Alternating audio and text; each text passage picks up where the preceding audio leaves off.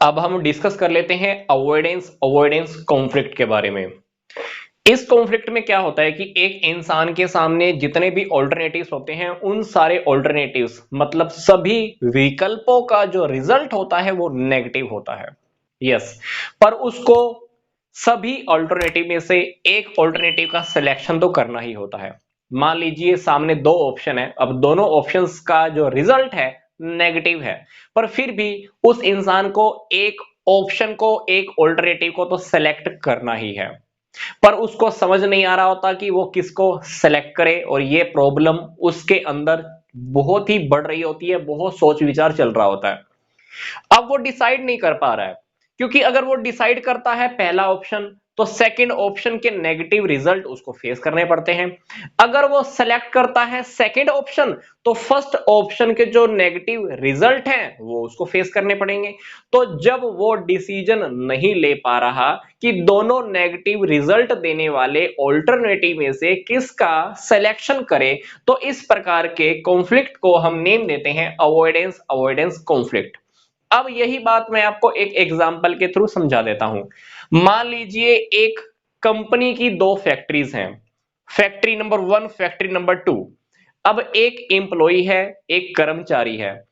उसको अगर पहली फैक्ट्री में काम करना है तो वो फैक्ट्री उसके घर के बहुत पास है, पर उस फैक्ट्री में जो इन्वायरमेंट है वो बहुत पॉल्यूटेड है, मतलब वातावरण वहां पे खराब है, हवा पानी ऐसा समझ लीजिए वहां अच्छी नहीं है।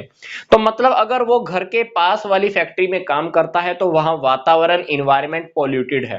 पर अगर वो घर से दूर वाली फैक्ट्री में काम करता है, सेकंड फैक्ट्री में काम करता है, तो ये सेकंड फैक्ट्री उसके घर से लगभग 250 किलोमीटर दूर पड़ती है।